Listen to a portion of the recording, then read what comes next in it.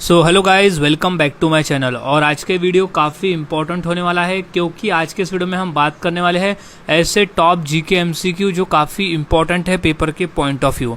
तो यहाँ सभी क्वेश्चन के आंसर को अच्छी तरह से याद में रख लेना है क्योंकि सभी क्वेश्चन पेपर में पूछे जा चुके हैं।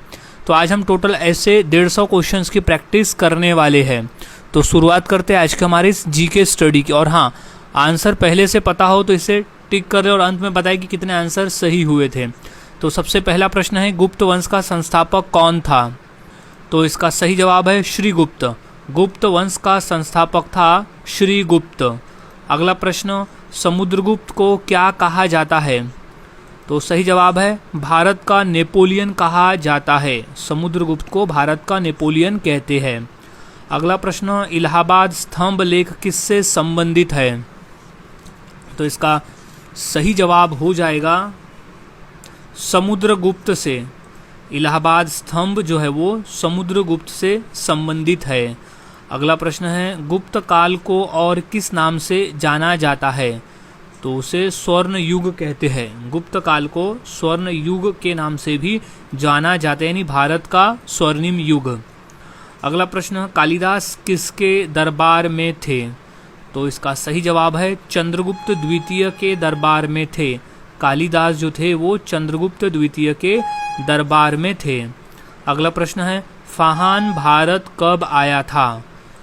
तो इसका सही जवाब है चंद्रगुप्त द्वितीय के समय में फाहान भारत आया था। ये मोस्ट इम्पॉर्टेंट प्रश्न है। फाहान जो था एक चीनी यात्री था जो कि चंद्रगुप्त द्वितीय के शासनकाल में आया था। अगला प्रश्न है, ताजमहल किसकी स्मृति में बनाया गया है? तो वो मुमताज महल की याद में ताजमहल को बनाया गया है।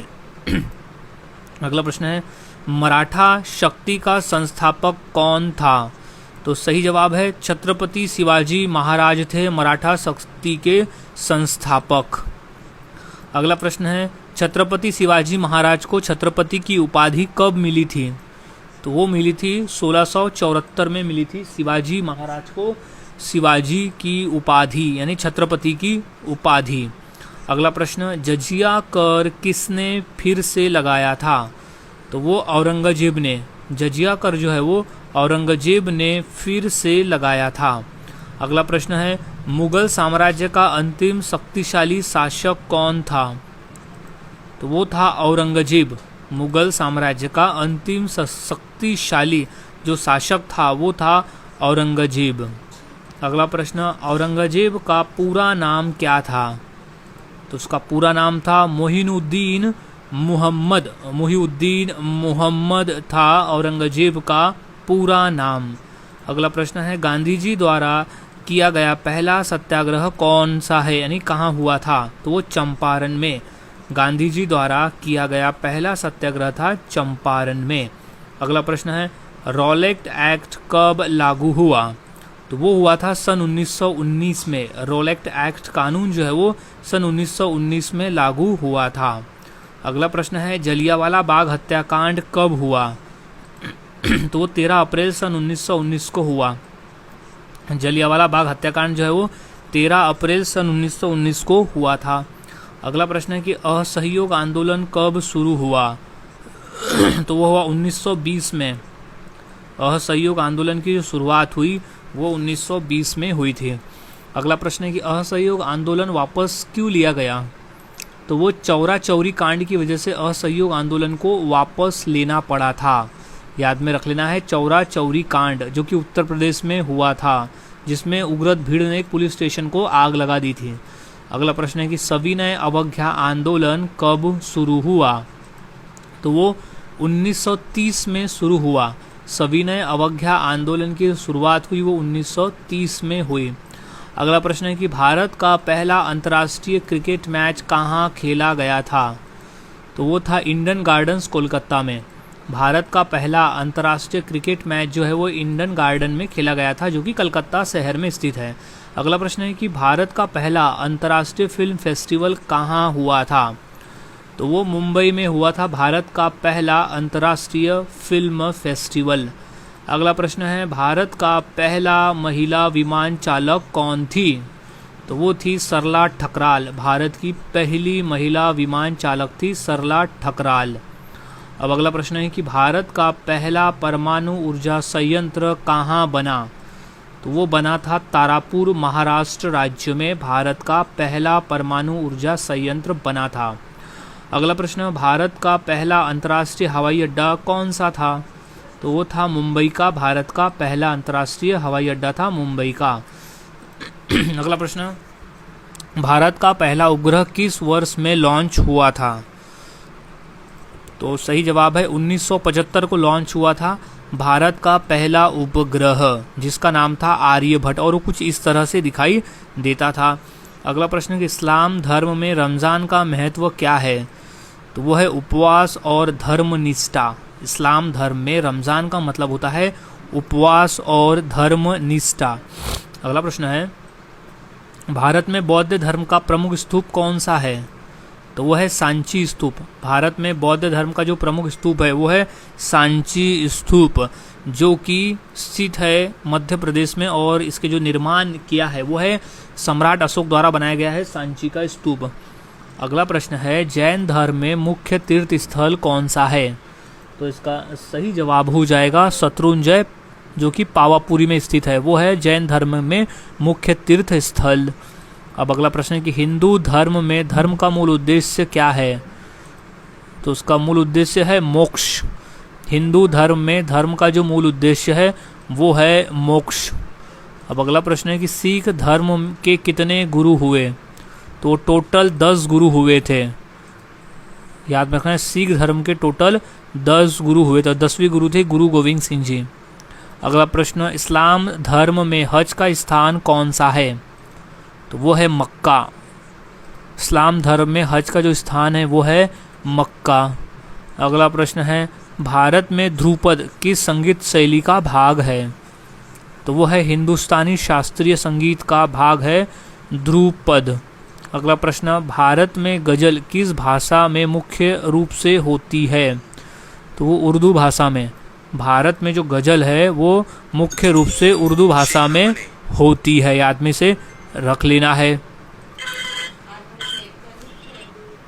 अब नेक्स्ट क्वेश्चन है, भारत में दादरा संगीत किस संगीत शैली का हिस्सा है? तो वह हिंदुस्तानी शास्त्रीय संगीत का। भारत में दादरा संगीत जो है वो हिंदुस्तानी शास्त्रीय संगीत का हिस्सा है। अगला प्रश्न है, भारत में कीर्तन और भजन किस लिए गाए जाते हैं? तो सही जवाब है भक्ति के लिए। भारत में कीर्तन और भजन जो है वो भक्ति के लिए गाए जाते हैं।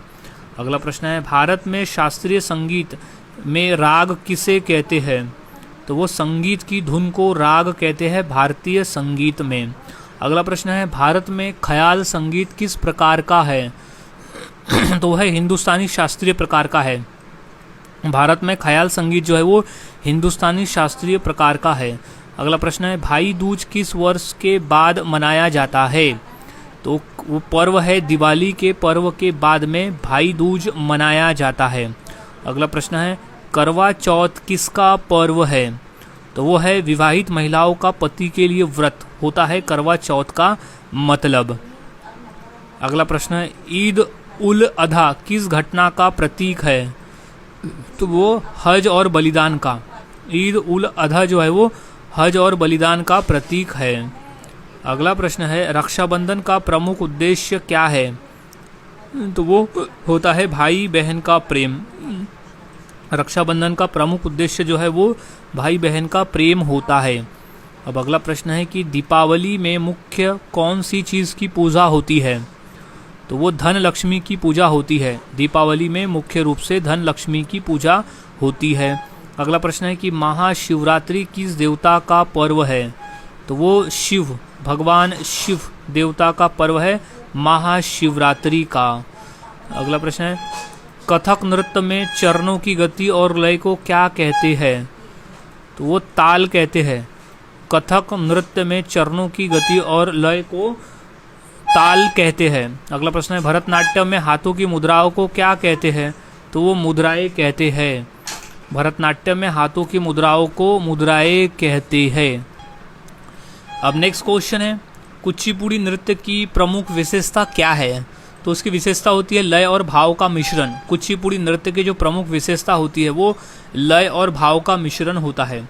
अगला प्रश्न है कि मणिपुरी नृत्य में प्रमुख पहनावा क्या है? तो वो है पंखों वाला ड्रेस। मणिपुरी नृत्य में जो प्रमुख पहनावा होता है वो होता है पंखों वाला ड्रेस। अगला प्रश्न है कथकली में मुखौटा किस प्रकार का होता है? तो वो होता है रंगीन और नाट्य। कथकली में जो मुखौटा होता है वो एक रंगीन होता है और नाट्य प्रकार का होता है, कुछ इस तरह से। अगला प्रश्न है कि भरतनाट्यम में किस देवता की भक्ति का प्रदर्शन किया जाता है? तो वो शिव भगवान, शिव देवता की भक्ति का प्रदर्शन किया जाता है भरतनाट्यम में। अब अगला प्रश्न है कि IMF और वर्ल्ड बैंक का मुख्यालय किस शहर में है? तो वो शहर है वॉशिंगटन DC में। IMF और वर्ल्ड बैंक का जो मुख्यालय है वो वॉशिंगटन DC में स्थित है, जो कि USA में है। अब अगला प्रश्न है कि अंतर्राष्ट्रीय अपराध न्यायालय यानी ICC का मुख्यालय कहाँ पर है? तो वो हेग शहर में, जो कि नीदरलैंड में स्थित है, हेग शहर में है अंतर्राष्ट्रीय अपराध न्यायालय यानी अंतर्राष्ट्रीय कोर्ट का मुख्यालय। अब अगला प्रश्न है कि ICC का पूरा नाम क्या है? तो उसका पूरा नाम होता है international criminal court. International criminal court कहते हैं ICC को। अगला प्रश्न है कि UNHCR का मुख्यालय कहाँ है? तो वो स्थित है जिनेवा शहर में। UNHCR का मुख्यालय स्थित है जिनेवा में। अगला प्रश्न है UNHCR का मुख्य उद्देश्य क्या है? तो वो है शरणार्थियों की सुरक्षा और राहत। UNHCR का मुख्य उद्देश्य है शरणार्थियों की सुरक्षा और राहत। अगला प्रश्न है कि WTO के संस्थापक कौन थे? तो वो थे 123 देशों ने।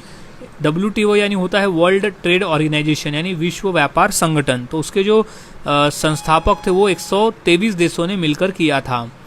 अगला प्रश्न है कि भारतीय कृषि अनुसंधान परिषद की स्थापना कब हुई? तो वो हुई थी 1929 में। भारतीय कृषि अनुसंधान परिषद की जो स्थापना है वो 1929 में हुई थी। अगला प्रश्न है कि भारत में उच्च शिक्षा नियामक कौन सा है? तो वह है UGC यानी होता है यूनिवर्सिटी ग्रांट्स कमीशन। अगला प्रश्न है तकनीकी शिक्षा का नियामक भारत में कौन सा है? तो वो है AICTE। AICTE है तकनीकी शिक्षा का नियामक। अब अगला प्रश्न है कि भारत में नागरिक उड्डयन का नियामक कौन सा है? तो वह है DGCA। DGCA है भारत में नागरिक उड्डयन का नियामक। अगला प्रश्न है कि भारतीय चिकित्सा अनुसंधान का राष्ट्रीय संगठन कौन सा है? तो वह है ICMR। ICMR है भारतीय चिकित्सा अनुसंधान का राष्ट्रीय संगठन, जिसे कहते हैं Indian council of medical research. अगला प्रश्न है कि भारत में वनों और पर्यावरण संरक्षण के लिए कौन सा संगठन है? तो वो है MOEFCC। MOEFCC है भारत में वनों और पर्यावरण संरक्षण के लिए संगठन। अगला प्रश्न है कि विश्व पशु दिवस कब मनाया जाता है? तो वो है 4 अक्टूबर के दिन। हम हर साल विश्व पशु दिवस के रूप में हर साल मनाते हैं। अब अगला प्रश्न है कि अंतर्राष्ट्रीय तंबाकू निषेध दिवस कब मनाया जाता है? तो इसका सही जवाब है 31 मई के दिन हम हर साल अंतर्राष्ट्रीय तंबाकू निषेध दिवस मनाते हैं। अब अगला प्रश्न है कि विश्व पुस्तक दिवस कब मनाया जाता है? तो वो दिन है 23 अप्रैल को। हम हर साल विश्व पुस्तक दिवस के रूप में मनाते हैं 23 अप्रैल को। अगला प्रश्न है कि अंतर्राष्ट्रीय पृथ्वी दिवस कब मनाया जाता है? तो वो दिन है 22 अप्रैल को। हम हर साल अंतर्राष्ट्रीय पृथ्वी दिवस के रूप में मनाते हैं 22 अप्रैल। अगला प्रश्न है कि अंतर्राष्ट्रीय समुद्र दिवस कब मनाया जाता है? तो वो दिन है 8 जून को। हम हर साल अंतर्राष्ट्रीय समुद्र दिवस के रूप में मनाते हैं। अगला प्रश्न है अंतर्राष्ट्रीय रेड क्रॉस दिवस कब मनाया जाता है?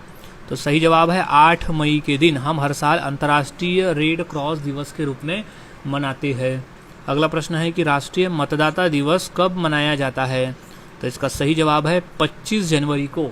हम हर साल राष्ट्रीय मतदाता दिवस के रूप में मनाते हैं 25 जनवरी को। अगला प्रश्न है राष्ट्रीय पर्यटन दिवस कब मनाया जाता है? तो इसका सही जवाब है 25 जनवरी के दिन हम हर साल राष्ट्रीय पर्यटन दिवस के रूप में मनाते हैं। अगला प्रश्न है कि राष्ट्रीय स्वच्छता दिवस कब मनाया जाता है? तो वो मनाते हैं हम 2 अक्टूबर को, जिस दिन गांधी जयंती होती है, यानी महात्मा गांधी जी की जयंती के अवसर पर हम राष्ट्रीय स्वच्छता दिवस के रूप में मनाते हैं। अगला प्रश्न है कि राष्ट्रीय शहीद दिवस कब मनाया जाता है? तो वो दिन है 30 जनवरी का दिन, जब हम राष्ट्रीय शहीद दिवस के रूप में मनाते हैं 30 जनवरी को। अगला प्रश्न है कि राष्ट्रीय शहीद दिवस किसके बलिदान से संबंधित है? तो वो महात्मा गांधी जी के बलिदान से संबंधित है राष्ट्रीय शहीद दिवस का। अब राष्ट्रीय शहीद दिवस जो कि भगत सिंह जी की याद में हम मनाते हैं, तो वो कब मनाते हैं? तो वह हम मनाते हैं 23 मार्च को, क्योंकि 23 मार्च के दिन भगत सिंह, राजगुरु और सुखदेव को फांसी दी गई थी, इसलिए हम 23 मार्च के दिन शहीद दिवस के रूप में भी मनाते हैं।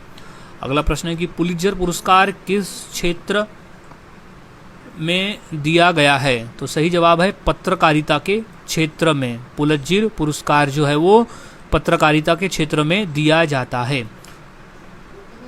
अगला प्रश्न है गोल्डन ग्लोब पुरस्कार किस क्षेत्र से संबंधित है? तो ये संबंधित है सिनेमा और टेलीविजन से। गोल्डन ग्लोब पुरस्कार का जो संबंध है वो सिनेमा और टेलीविजन के क्षेत्र से संबंधित है। अगला प्रश्न है कांस फिल्म फेस्टिवल किस देश में आयोजित होती है? तो वो फ्रांस में आयोजित होती है, याद में रख लेना है फ्रांस। सो नेक्स्ट क्वेश्चन है कांस फिल्म फेस्टिवल का सर्वोच्च पुरस्कार कौन सा है? तो इसका सही जवाब है पाल्मे डी ओर। पाल्मे डी ओर है कांस फिल्म फेस्टिवल का सर्वोच्च पुरस्कार। अगला प्रश्न है बर्लिन फिल्म फेस्टिवल का सर्वोच्च पुरस्कार क्या है? तो वो है golden bear. Berlin film festival का सर्वोच्च जो पुरस्कार है वो है गोल्डन बियर। अगला प्रश्न है कि वेनिस फिल्म फेस्टिवल का सर्वोच्च पुरस्कार क्या है? तो वो है golden lion. Venice film festival का सर्वोच्च पुरस्कार है गोल्डन लायन। अगला प्रश्न है ज्ञानपीठ पुरस्कार किस क्षेत्र में दिया जाता है? तो सही जवाब हो जाएगा साहित्य के क्षेत्र में दिया जाने वाला पुरस्कार है ज्ञानपीठ पुरस्कार। अगला प्रश्न है ज्ञानपीठ पुरस्कार की शुरुआत कब हुई थी? तो वो हुई थी 1961 में। ज्ञानपीठ पुरस्कार की जो शुरुआत है वो 1961 में हुई थी। अगला प्रश्न है ज्ञानपीठ पुरस्कार किस भाषा के लिए दिया जाता है? तो वो भारतीय संविधान की अनुसूचित भाषाओं के लिए दिया जाता है ज्ञानपीठ पुरस्कार। अब अगला प्रश्न है कि साहित्य अकादमी पुरस्कार किस क्षेत्र से संबंधित है? तो वो संबंधित है साहित्य के क्षेत्र से। साहित्य अकादमी पुरस्कार जो है वो साहित्य के क्षेत्र से संबंधित पुरस्कार है। अगला प्रश्न है साहित्य अकादमी की स्थापना कब हुई? तो वो हुई थी 1954 में। साहित्य अकादमी की जो स्थापना है वो 1954 में की गई थी। अगला प्रश्न है कि साहित्य अकादमी पुरस्कार कौन प्रदान करता है? तो वो साहित्य अकादमी प्रदान करता है। साहित्य अकादमी पुरस्कार जो है वो साहित्य अकादमी प्रदान करता है। अगला प्रश्न है कि रश्मि रथी के लेखक कौन है? तो वो है रामधारी सिंह दिनकर है।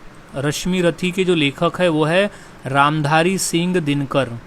अगला प्रश्न है कि अग्निपथ कविता किसने लिखी है? तो वह हरिवंश राय बच्चन द्वारा लिखी गई कविता है अग्निपथ कविता। अगला प्रश्न है भारत एक खोज के लेखक कौन है? तो वह है नेहरू। जवाहरलाल नेहरू ने लिखी है भारत एक खोज पुस्तक। अगला प्रश्न है कि कुरुक्षेत्र के लेखक कौन है? तो इसका सही जवाब है वो है रामधारी सिंह दिनकर है कुरुक्षेत्र के लेखक। अगला प्रश्न है गुलामगिरी के लेखक कौन है? तो वो है ज्योतिबा फुले।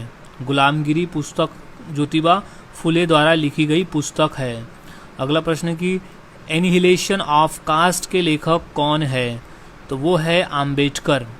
डॉक्टर बाबा साहेब आम्बेडकर ने लिखी है पुस्तक एनिहिलेशन ऑफ कास्ट। अगला प्रश्न है ऑस्ट्रेलियन ओपन किस खेल से संबंधित है? तो वो टेनिस से संबंधित है। ऑस्ट्रेलियन ओपन का संबंध है टेनिस से। अगला प्रश्न है बैडमिंटन में एक गेम कितने अंकों का होता है? तो वो 21 अंकों का होता है। बैडमिंटन का जो एक गेम है वो 21 अंकों का होता है। अगला प्रश्न है कि थॉमस कप किस खेल से संबंधित है? तो वो बैडमिंटन के खेल से संबंधित है। थॉमस कप का जो संबंध है वो बैडमिंटन के खेल से संबंधित है। अगला प्रश्न है कि उबर कप किस खेल से संबंधित है? नेक्स्ट महिला बैडमिंटन से संबंधित है उबर कप का संबंध। अगला प्रश्न है डेविस कप किस खेल से संबंधित है? तो वो है टेनिस के खेल से। डेविस कप जो है वो टेनिस के खेल से संबंधित है। अगला प्रश्न है संतोष ट्रॉफी किस खेल से संबंधित है? तो वो है फुटबॉल के खेल से। संतोष ट्रॉफी का जो संबंध है वो फुटबॉल के खेल से संबंधित है। अगला प्रश्न है कि स्कैनर किस प्रकार की डिवाइस है? तो वो डिवाइस है इनपुट डिवाइस। स्कैनर जो है वो एक इनपुट डिवाइस है। अगला प्रश्न है हार्ड डिस्क किस प्रकार की मेमोरी है? तो वो मेमोरी है सेकेंडरी मेमोरी कहते हैं। हार्ड डिस्क को सेकेंडरी मेमोरी कहा जाता है। अगला प्रश्न है कंप्यूटर को चालू करने की प्रक्रिया क्या कहलाती है? तो उसे बूटिंग कहते हैं।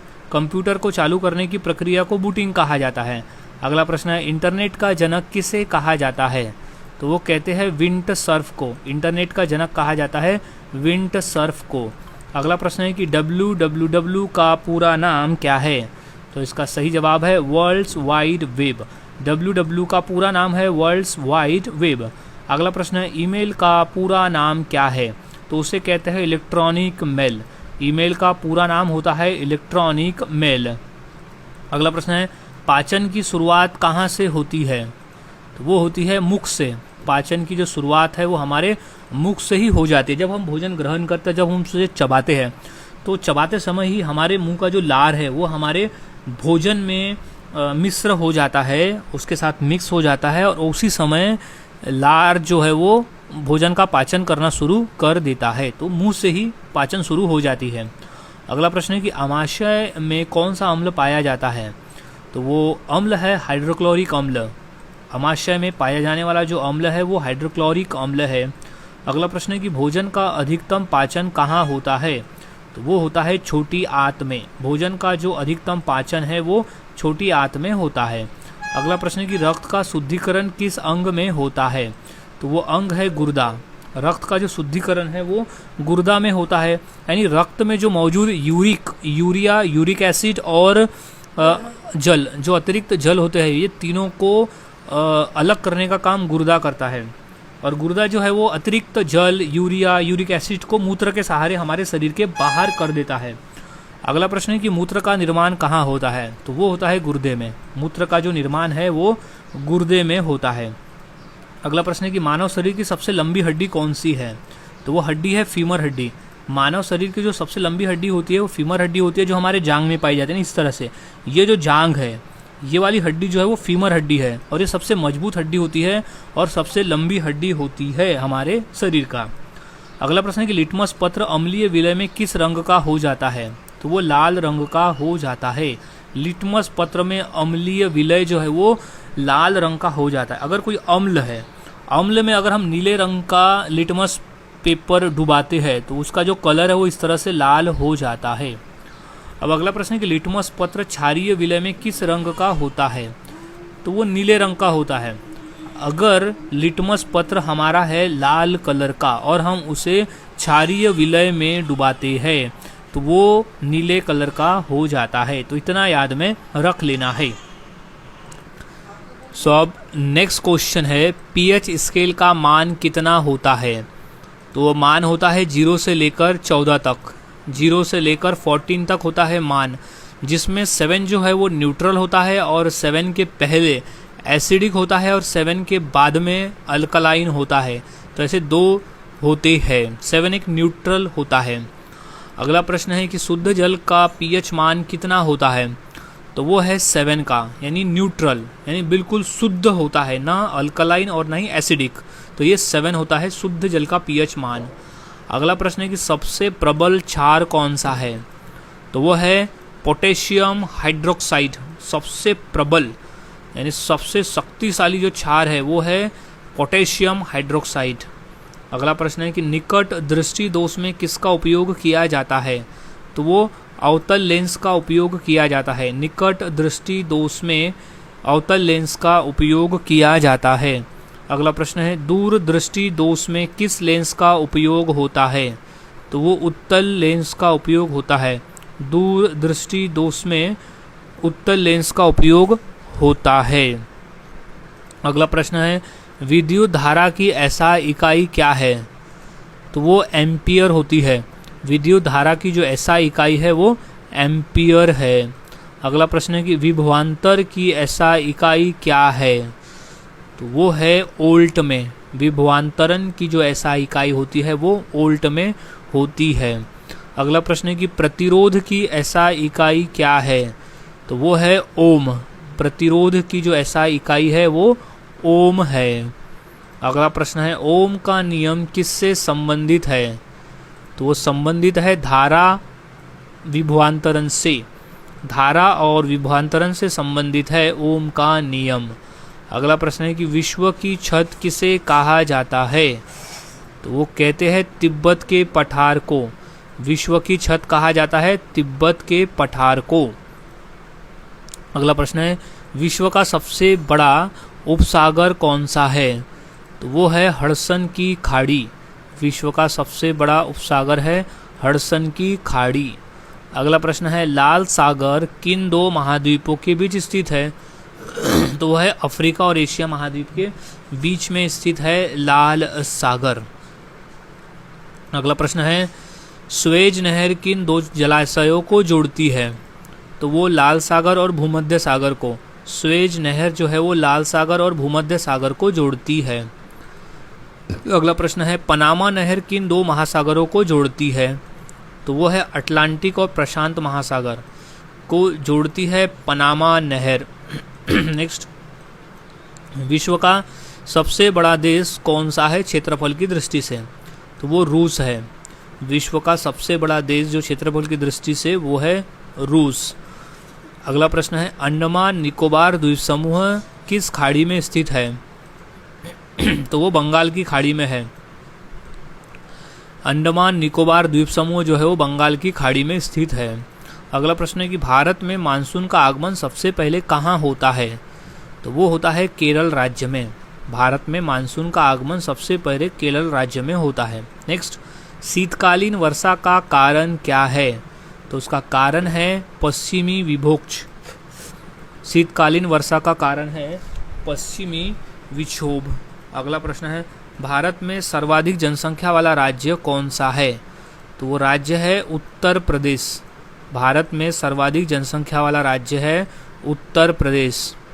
अगला प्रश्न है क्षेत्रफल की दृष्टि से भारत का सबसे बड़ा राज्य कौन सा है? तो वो होगा राजस्थान राज्य। क्षेत्रफल की दृष्टि में भारत का सबसे बड़ा राज्य है। अब अगला प्रश्न है कि भारत में बेरोजगारी मापने वाली संस्था कौन सी है? तो वह है NSSO। भारत में बेरोजगारी मापने वाली संस्था है NSSO। अगला प्रश्न है भारत का वार्षिक बजट कौन प्रस्तुत करता है?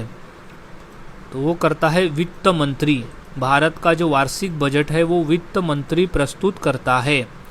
अगला प्रश्न है भारत में आर्थिक सर्वेक्षण कौन प्रस्तुत करता है? तो इसका सही जवाब हो जाएगा वित्त मंत्री। भारत में आर्थिक सर्वेक्षण प्रस्तुत करता है वित्त मंत्री।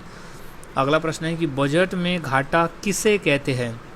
अगर खर्च ज़्यादा है और आय कम है तो उसे बजट में घाटा कहते हैं। यानी व्यय ज़्यादा है आय से तो उसे कहते हैं बजट में घाटा। अगला प्रश्न है राजकोषीय घाटा किससे संबंधित है? तो वो सरकारी आय व्यय से संबंधित है। राजकोषीय घाटा जो है वो सरकारी आय व्यय से संबंधित है।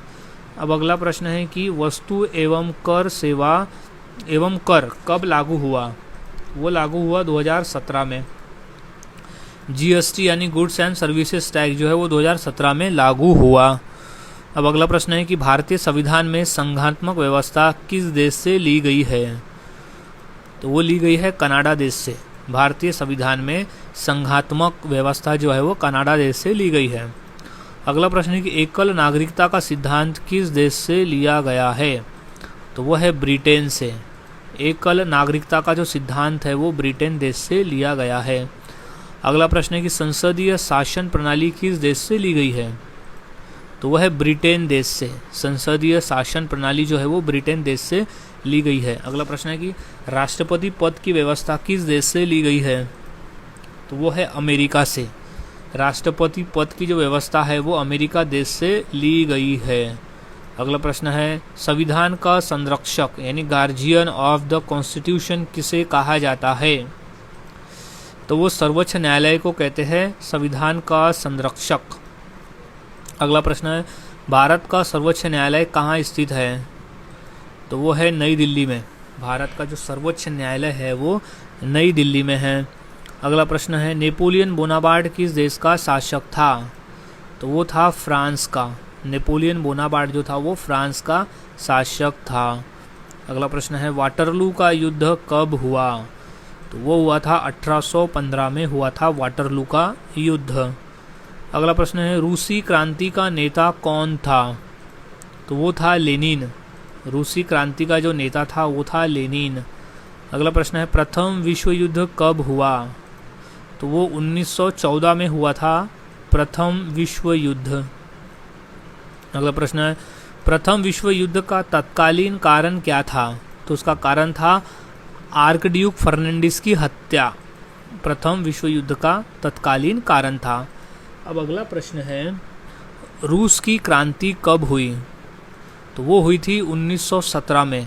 रूस की जो क्रांति है वो 1917 में हुई थी। अगला प्रश्न है निम्न में से कौन सा भारत का जैवमंडल आरक्षित क्षेत्र नहीं है? तो वो है गिर वन। गिर वन जो है वो भारत का जैवमंडल आरक्षित क्षेत्र नहीं है। अगला प्रश्न है कि टेलीफोन का आविष्कार किसने किया था? तो वो थे अलेक्जेंडर ग्राहम बेल ने किया था टेलीफोन का आविष्कार। यह है अलेक्जेंडर ग्राहम बेल और उस समय इस तरह से टेलीफोन था। अगला प्रश्न है रेडियो का आविष्कार किसने किया? तो वो है जी मार्कोनी ने किया था। रेडियो का जो आविष्कार है वो जी मार्कोनी द्वारा किया गया था। अगला प्रश्न है कि विद्युत बल्ब का आविष्कार किसने किया? तो वह थॉमस एल्वा एडिशन। विद्युत बल्ब का आविष्कार किया गया था थॉमस एल्वा एडिशन के द्वारा। अगला प्रश्न है भाप इंजन का आविष्कार किसने किया? तो वो था जेम्स वॉट ने। भाप इंजन का आविष्कार किया था जेम्स वॉट ने। अब अगला प्रश्न है कि कंप्यूटर के जनक किसे कहा जाता है? तो वो चार्ल्स बैबेज को कहते हैं। कंप्यूटर का जनक कहते हैं चार्ल्स बैबेज को। अगला प्रश्न है विद्युत मोटर का आविष्कार किसने किया? तो सही जवाब है माइकल फैराडे ने किया था विद्युत मोटर का आविष्कार, माइकल फैराडे। अगला प्रश्न है एटीएम का फुल फॉर्म क्या है? तो वो है ऑटोमेटेड टेलर मशीन। एटीएम का फुल फॉर्म होता है ऑटोमेटेड टेलर मशीन। अगला प्रश्न है सीपीयू का फुल फॉर्म क्या है? तो वो है सेंट्रल प्रोसेसिंग यूनिट। सीपीयू का फुल फॉर्म है सेंट्रल प्रोसेसिंग यूनिट। अगला प्रश्न है रैम, रैम का फुल फॉर्म क्या है? तो वो है रैंडम एक्सेस मेमोरी। रैम का फुल फॉर्म है रैंडम एक्सेस मेमोरी। अगला प्रश्न है www का फुल फॉर्म क्या है? तो वो आता है वर्ल्ड्स वाइड वेब। www का फुल फॉर्म। अगला प्रश्न है ROM का फुल फॉर्म क्या है? तो वो है रीड ओनली मेमोरी। रॉम का फुल फॉर्म होता है रीड ओनली मेमोरी। अगला प्रश्न है UPS का फुल फॉर्म क्या है? तो वो है uninterrupted power supply. UPS uninterrupted power supply. So guys आज के वीडियो में हमने 150 क्वेश्चंस की प्रैक्टिस की जो काफ़ी इंपॉर्टेंट थे पेपर के पॉइंट ऑफ व्यू। तो यहाँ सभी क्वेश्चन के आंसर को अच्छी तरह से याद में रख लेना है क्योंकि सभी क्वेश्चन पेपर में पूछे जा चुके हैं। सो मिलता हूँ ऐसे ही और नए जीके क्वेश्चंस के साथ अगली वीडियो में। तब तक के लिए चैनल के साथ बने रहे, वीडियोस को देखते रहे और इसी तरह से रोज़ाना जीके की प्रैक्टिस करते रहे।